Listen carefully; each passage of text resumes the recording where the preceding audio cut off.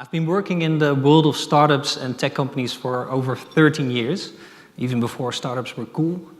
But my very first job was not in a tech company. It was actually at a pickle factory. And I was standing next to a conveyor belt, and it was my job to remove rotten pickles from the conveyor belt. And unfortunately, I didn't last long. I only lasted 2 days because it was quite a boring job. And every time the conveyor belt would stand still, I would carve little faces in the pickles. And they didn't like that, so they kindly requested me to find a new job. After that, I found jobs at car washes, car garages, many greenhouses. After all, the Netherlands is the land of flowers, of tulips. And in some of those workplaces, I would come across people who were really proud of their work, who were happy, who really seemed to be really good at it. And at other workplaces, I encountered people who were frustrated, had a lot of negative energy, and complained a lot. And at the time, I had no clue what made a company culture great. At the time, I only hoped I would end up in a company that had a great company culture. I even don't think I called it that at the time. It was only later in my career when I joined the tech company The Next Web as Chief Marketing Officer when I learned more about what makes a company culture great. And The Next Web is an online publisher that writes about the culture and business of the internet. And when I joined, I was number 7, and together we scaled and we built The Next Web in one of the top 10 most influential websites about the internet, and we organized many conferences, Europe's most leading conference about tech. And when I was Chief Marketing Officer at The Next Web, I would travel to Silicon Valley a lot. Every 2 or 3 months, I would go to companies like Instagram, Twitter, Facebook, really great companies. And I would talk to a lot of people that worked there, and I was very interested on how did they make their company culture scale? Like Twitter was, when we first visited Twitter, it was 2007, there were only like 30 people. And I learned a lot, and every time I came back, every 2 or 3 months I came back to Amsterdam, I started experimenting with all the insights that I got. And later on I joined MessageBird, which is a platform that you can use to integrate SMS, WhatsApp, and all those kinds of messaging features. But I joined again as number 6 or 7 as Chief Marketing Officer. And while I got to shape the culture at The Next Web, I really got to build it at MessageBird. And we had a real hardcore focus on the culture.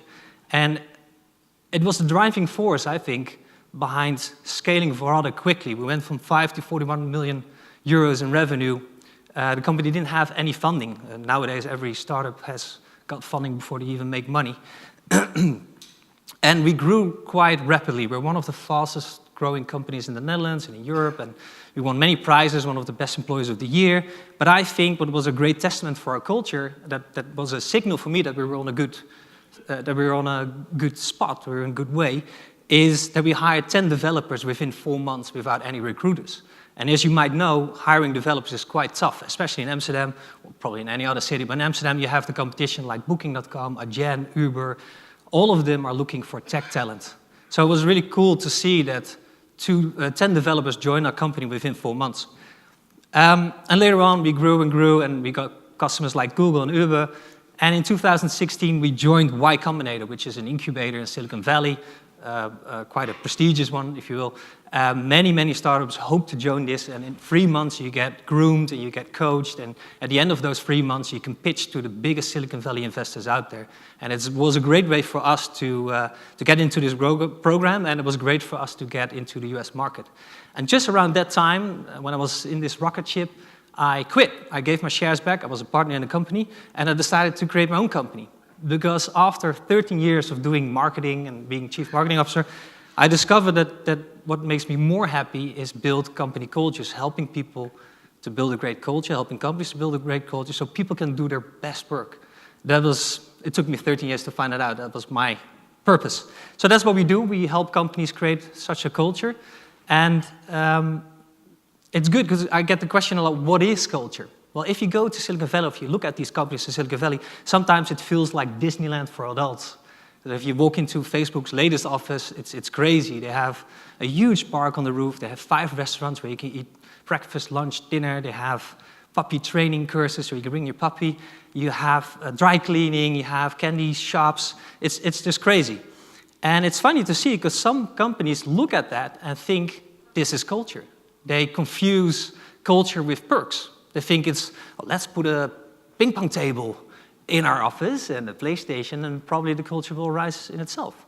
Obviously, that's not culture, it's perks. And if you use perks the right way, it will reinforce the culture. But culture is something different.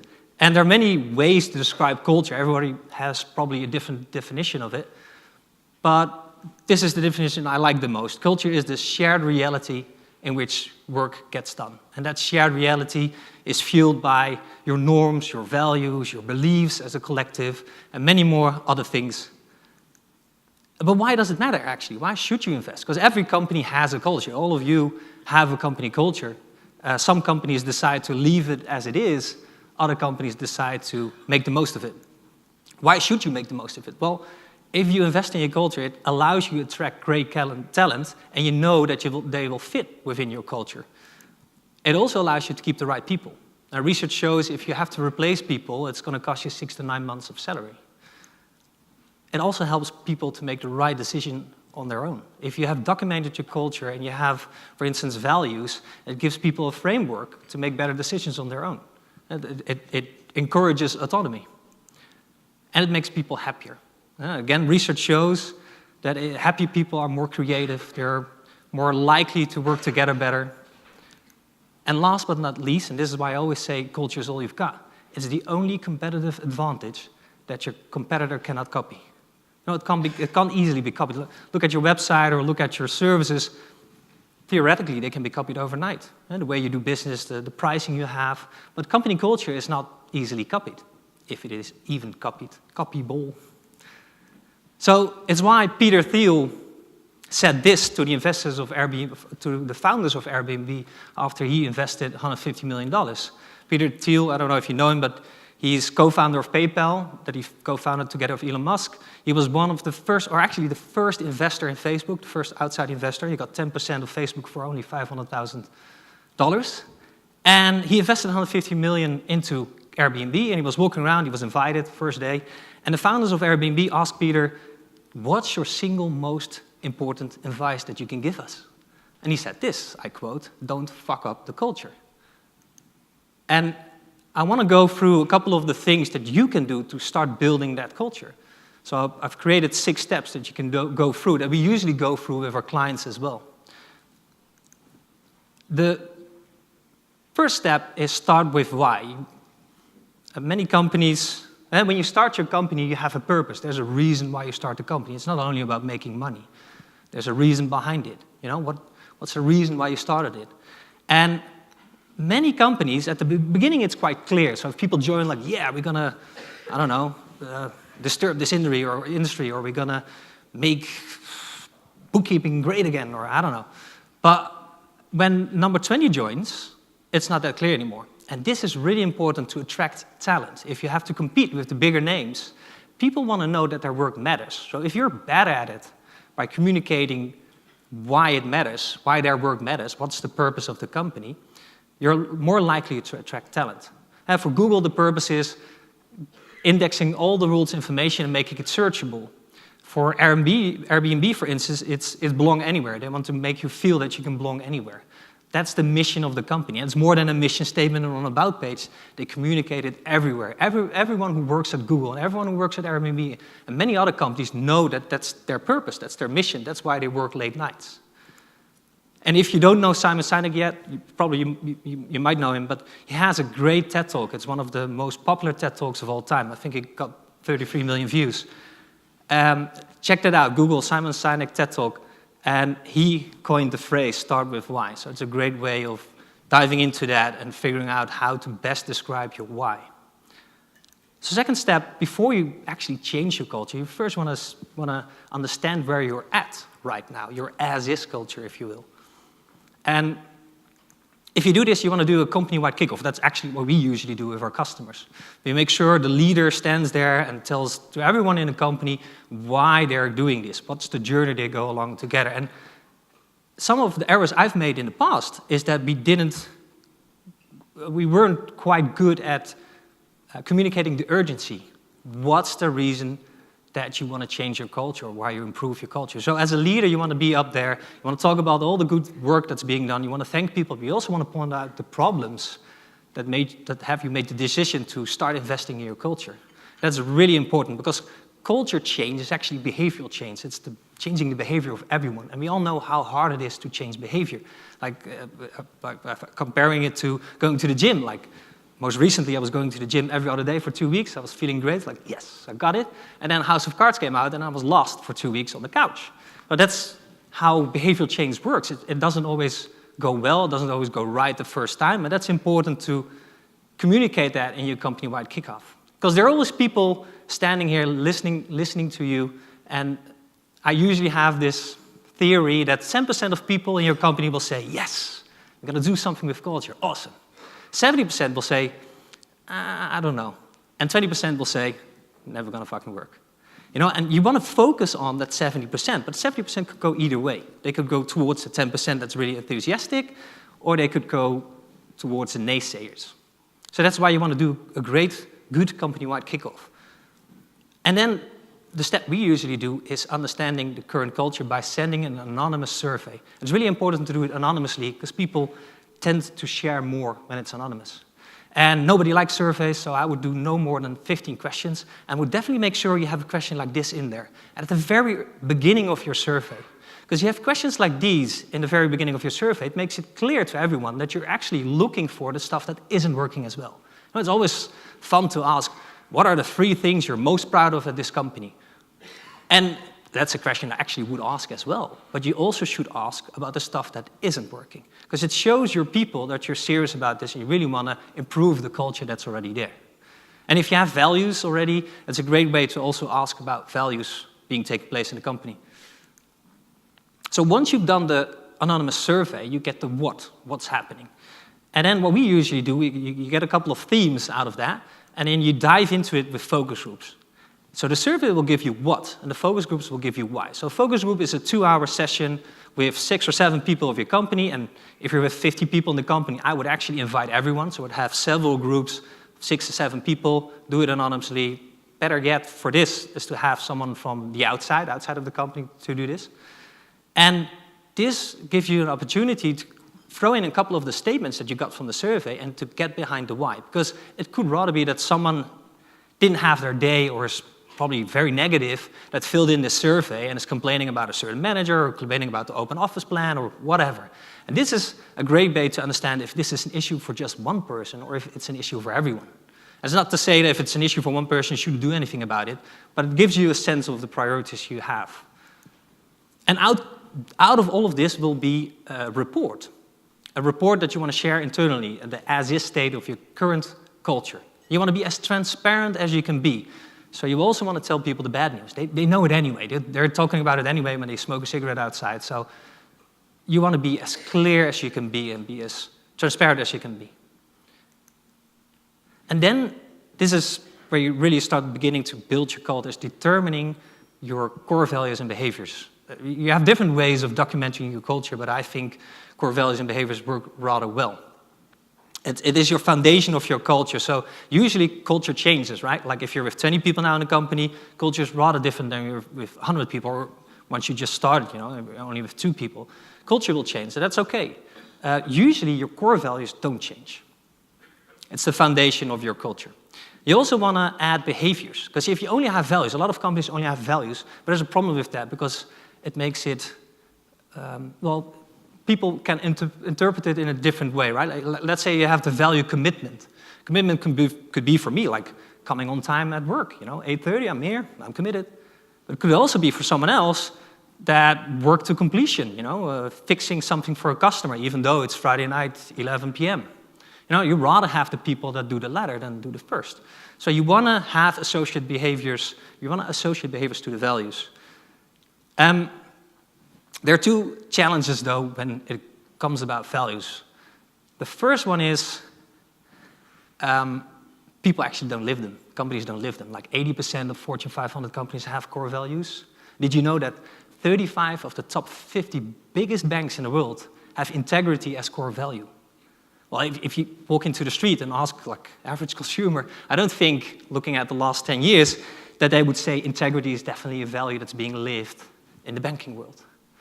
So that's the first challenge. The second challenge with core values is that people and companies don't really dare to stand out. They usually have the same core values. Like these values aren't that bad, right? Like integrity, communication, respect, excellence. The problem is a lot of companies have them. A lot of companies don't live them. So if you choose one of these core values, you better make sure you're living the shit out of it. You know, you should be 10 times as better than your competitor. And funnily enough, these were the values of Enron. I don't know if you know Enron. Probably you do. So these were the values that actually were in the lobby. If you walked into Enron, you saw these values. But the real values, as you might know, were quite different. You know, that's the biggest bankruptcy or the scandal in bookkeeping, or how do you call it? They hit billions of debt, you know, and it took, I think, one of the 5 consultancy companies with them in their downfall, Arthur Andersen. So if you have values, it doesn't really mean that you automatically that culture will rise. You really have to be serious about living them. If you're not serious about living your values, it's even better to not have values. Because once you start with values, people are going to look at you and say, like, that's not very respectful of you, or that's not very, you're not communicating in the right way, or that's not about excellence. How do you determine your core values and your behaviors? Well, what we usually do with companies is have senior leadership select a culture team.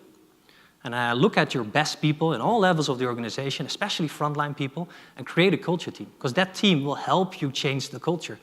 And normally if you do a talk like this in front of your people, at the end nobody will have questions. Why? This group is too big, there's no safety. But if they all go outside and have a smoke, they will talk about it. And you want to have people in their midst that not defend you, but you know, if someone is being too cynical, that they will say something about it, because they're part of the culture team, they're part of making this change. So once you've selected a culture team and you've got the output from the previous step, from the survey, you know, the internal report, you know a little bit better about what people are proud of in the company, what are the current values that are existing already. And you also want to look, when you do a values brainstorm, we usually do this off-site, so it's a full day somewhere out of the office with that culture team. The CEO should be there, at least one person from the C-level should be there. And you're going to do a brainstorm about these values. And you want to look at the values that are already present, but you also might want to look at the values you still need, the aspirational values that you're not living, but that you need to achieve your goals. Because in the end, culture, it's all nice and well, but in the end, you invest in your culture to reach your goals faster. That's the goal of having a great culture, obviously, and living your purpose better. Once you've done that, you have a draft, and we usually ask the people of the company to send it with everyone, to share it with everyone and ask for feedback. It's an important step, so everybody feels involved and can give feedback. Usually you don't get a lot of feedback, but it doesn't really matter. Well, it does matter, but it's an important step in involving everyone. And once you get feedback, let's say after a week, you probably don't get any more feedback, you have your first version of your culture document. So you have a first version that you can start with, that you can work with. And let me go back a bit. This is usually where people stop. This is where most companies stop when they start investing in the culture. The CEO will send out an email, ta-da, these are our newest values, and actually says, he doesn't say it literally, or she, but they say, good luck living them. You know, many companies expect, if they have defined core values, that people will automatically start living them. And they put them in the lobby, just like Enron, they put them on their about page, they make posters of it, these are our new values. The problem is people won't start automatically living them. Leaders have to go first. If leaders don't start living the values, it's going to fail for 110%. So as a leader, which is a quite challenging job, to be honest, if you're CEO of a company, I've never been CEO of a company, but I can imagine it probably is one of the hardest jobs out there, still, you don't get a day off when it comes to living the values. So a great way of living the values is obviously using them as a compass when you have to make tough decisions. There's one great example that it's a personal, not hero of mine, but I think he's a great guy, is the CEO of Starbucks. He stepped down a couple of months back, Howard Schultz, and I have many stories about him living the values. He's a really, really great guy. But there's one cool story that I want to tell you, because it goes about making decisions, making tough decisions, and really looking at your values and using your values as a compass. And it was around the time Starbucks wanted to go into Japan. There was no Starbucks in Japan yet, and it cost them millions of dollars to go into a new market like that. And there was a problem. Well, in a sense, a problem. Everybody smoked in Japan. So they had to decide if the Starbucks would be a non-smoking or a smoking place in Japan. So what he did, Howard, he had a board meeting, and he explained to everyone, like, everybody smokes in Japan. You know, if we start a Starbucks in Japan, we should definitely make it smoking probably, because otherwise I'm worried it will fail, you know, and it's definitely not going to be a good ROI. So he asked every director, make a decision if the first Starbucks in Japan is going to be smoking or non-smoking. And when you make that decision, please look at our values and what they stand for and make that decision. So after 2 hours, everybody came back and everybody said, we believe in taking care of our environment. We believe that the first Starbucks in Japan should be non-smoking. And after all, this is a good story to tell because it was a great decision for them because it was the first public thing out there that had non-smoking. So a big majority, or not a big majority, like a big part of the Japanese consumer was very happy to find a place where nobody smoked. But this is a great example of living the values. You know, it's easy to live the values when everything goes all right, when you're making profit, when everything is well, but it's much harder to live the values when you have to make decisions and probably have to choose between the short term versus the long term. Another way for leaders to really encourage the values is the power of storytelling. Because after a while, you know, if you keep on repeating the values, it becomes rather boring quite easily. And a great way for leaders to live, to show that the values are being lived in the company is gather information, gather stories about people and leadership that is already living the values. That's what you want leaders to do, especially if new people come in, you want them to tell stories about, hey, you know, Fred the other day was really great at commitment because blah, blah, blah. Another thing leaders can do is have a leadership listening system in place. Sounds rather interesting, but it's nothing more than just get up behind your desk, go on the floor, and ask people questions, listen, and come back with answers. And this is a great opportunity to also figure out who are the influencers in your company. Because when your company grows, you always have people who have some sort of natural influence.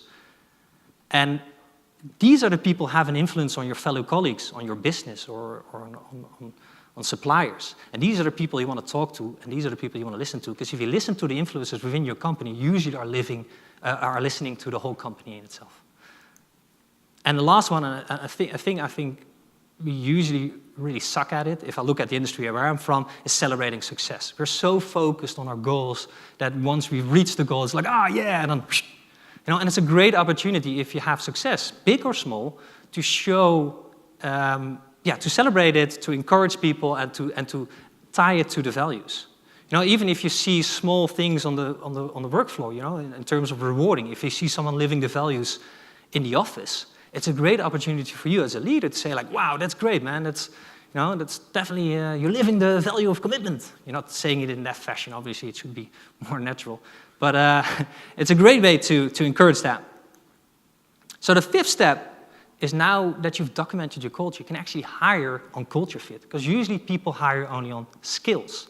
The thing is, skills can be learned quite easily. But the mindset of a person really matters when you have him or her in a company.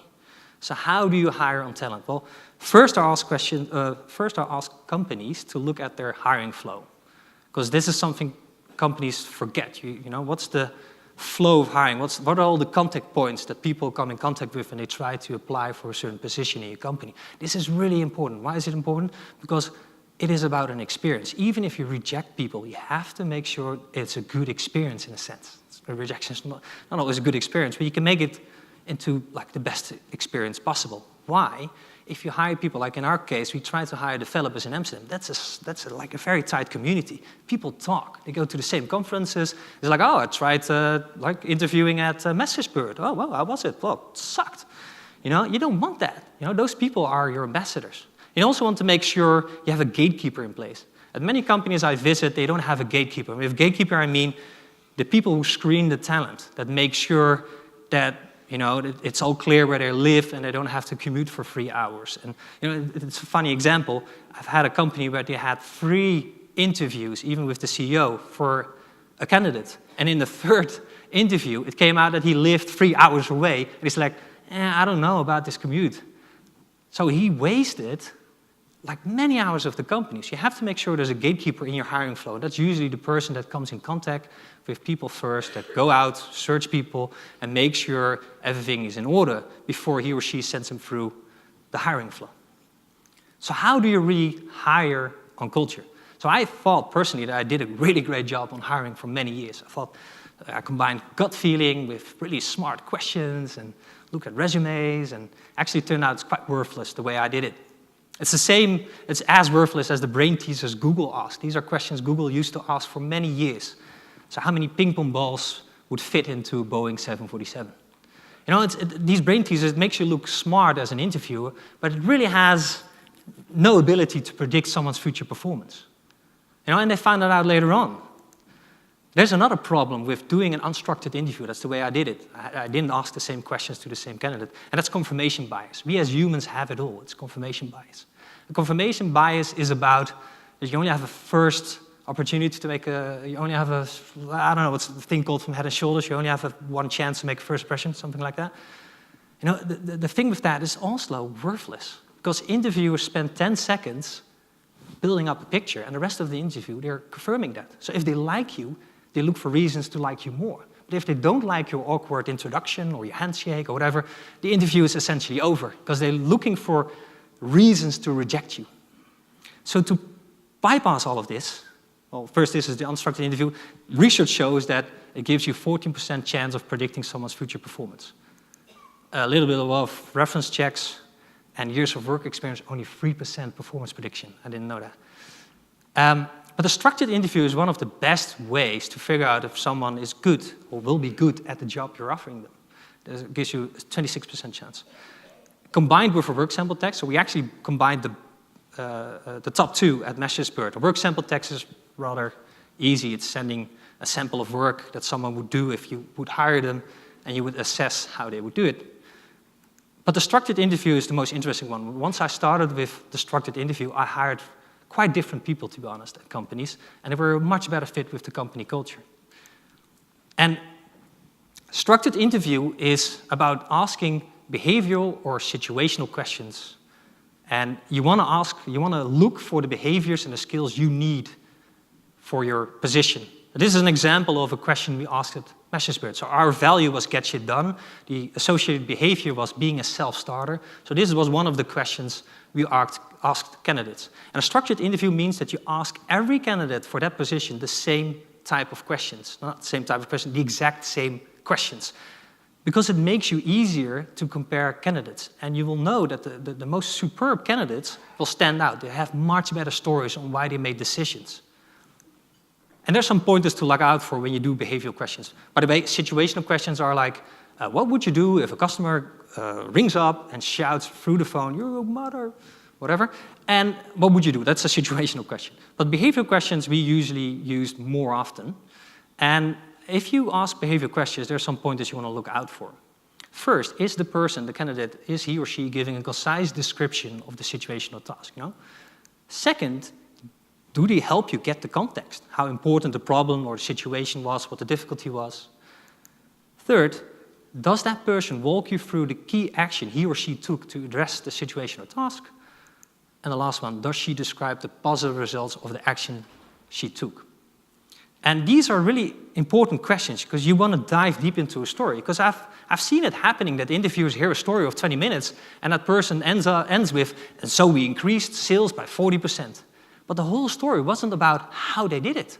So as an interviewer, you have a responsibility when you hear that, like, okay, but I don't really get it. How did you do it then? You know, give me some more examples. What was your role in it? Because you say we a lot, but what was your personal role in it? It's important because a lot of interviewers do this for many years and they have their way of doing, and you know, it's more comfortable for them to do it in the fashion they like instead of doing it in the more effective fashion. And once you've hired people on culture, you also want to make sure you onboard them on culture. And onboarding is more than just the welcome package. This is the welcome package you got at MessageBird.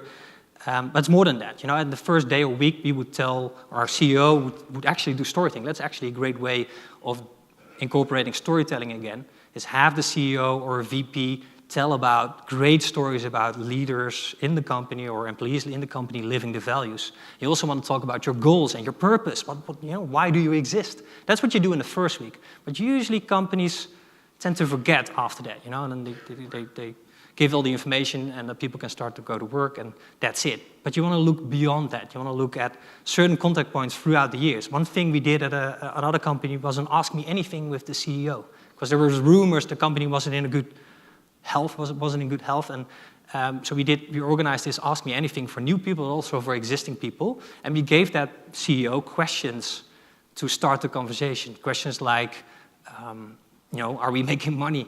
Or what is your vision for this company? And it's really important that you can be as transparent as possible with your new people. And the last step is rewarding on values. If you don't want to reward on values, people will think this culture change is just a new marketing trend that will blow over. You really have to be prepared on rewarding on values as well. And a great way of figuring out the reward plan that you currently have, if it's working or not, is do a survey amongst your A players. Because if you reward your A players for the behavior you want to see more of at other employees, usually they will copy it. And it's a great way to get feedback from them, and then you want to review and optimize your current rewards and benefits. You really want to look at what's working according to them, what's not. Some companies assume a lot in this. They think a pension plan is the most important thing. Well, for millennials, it's actually not. You have to offer different things. And this is one of my favorites. You want to make sure what makes your A players tick. What motivates them. And what we started to do at most companies is map we always started with the A players, but eventually you want to map your employees one by one. What motivates them? It's not always money. It could also be work-life balance, or it could be titles, or it could be a lot of things. And this is a great way for you to show that you care. And this is a postcard I got from MessageBird after I left. This was one of my ideas. We started evaluating on values, but we also had a collective goal. And when we reached it, we would move the whole company with like 45 people to Thailand for 2 weeks and try to work from there. It was a great test for a product as well. And unfortunately, they reached the goal after I left, so I got this lousy postcard with best from Koh Samui. I wasn't part of it, but still, it was a really great motivation for the company. But it isn't about money. It's not, it's about showing that you care. It's the difference between giving every employee in the office around Christmas an Amazon gift card for $50, or figuring out what motivates people. And in our case, the head of support actually collects snow globes. So we gave her a snow globe with an owl in it, because she didn't have that one yet. Those are the little things that really motivate people. It shows that you care. And culture change is hard, and it's not something you're probably not going to get it right the first time. So it's really important to know that the Apollo mission to the moon, when they flew to the moon, 97% of the time, they were actually off course. They had to adjust all the time. And that's the same way when you build your culture. You want to test, you want to experiment, you want to make small incremental changes and figure out if it works. You want to have good feedback. You want to make sure you get the feedback from people.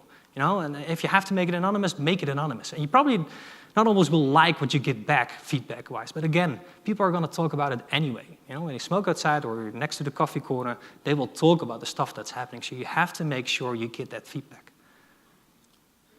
And that's the end of my talk. I want to thank you for listening. I'll be around this whole day, so if you have any questions, please ask. And otherwise, you can always send me an email. Thank you very much for your attention.